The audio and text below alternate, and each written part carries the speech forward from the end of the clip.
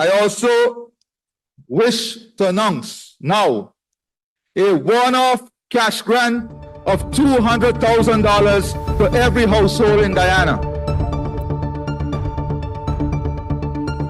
The reporter wasn't the only one that thought this was a bad idea and had a cynical view of this proposal. But many others did. But most shockingly, do you know who else thought that this was a terrible idea?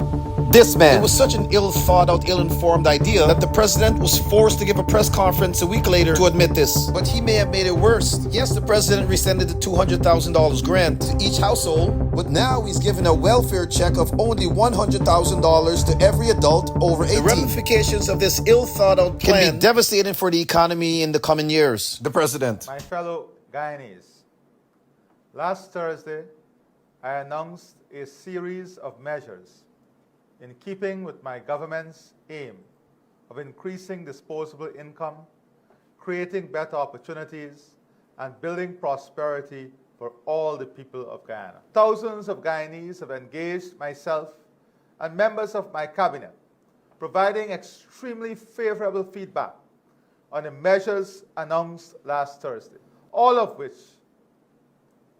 is aimed at establishing a distinct household, as well as other complications that may arise in administering these benefits. I wish now to announce that instead of the one-off cash grant of $200,000 to every household previously announced, my government will now expand this benefit by providing a one-off cash grant of $100,000 to every citizen of Guyana 18 years and above as of the 1st of January 2024. There are many problems with this proposal, and we'll break it down in 7 parts. The first being the destructive impact on inflation. Peter Singh from The Reporter has the first piece. Today we're diving into the potential negative impacts of President Irfaan Ali's decision to distribute a $100,000 cash grant to every person over the age of 18 in Guyana. While this initiative might seem like a positive move on the surface, providing immediate financial relief, it could have far-reaching adverse consequences. Think of it like giving a sugar-crazed toddler a drum set. Over the next few minutes, we're going to unpack 7 potential downsides to this seemingly generous policy. Buckle up, because things are about to get economically interesting. Okay, first up, let's talk about a little something called inflation. It's a term that gets thrown around a lot, but what does it really mean for you and me? When a government injects a significant amount of cash into the economy, demand for goods and services often rises. This might sound like a good thing at first. More money means more spending, right? But here's the catch. If the supply of those goods and services doesn't increase at the same rate as demand, guess what happens? Prices go up. It's like a game of musical chairs, but with price tags. It's basic economics, folks, supply and demand. When demand outstrips supply, prices rise. It's a simple yet powerful concept that affects us all.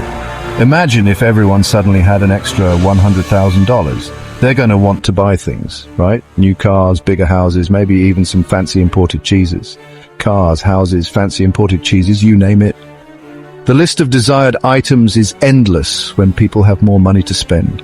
But if there aren't enough cars, houses, and fancy imported cheeses to go around, well, those selling them are going to start charging more. It's a seller's market, and prices can skyrocket. This is called demand pull inflation, and it's a real risk when you start throwing around large sums of money like confetti at a parade. It might look fun, but it can lead to serious economic consequences. And the worst part, inflation hits the poorest and most vulnerable the hardest.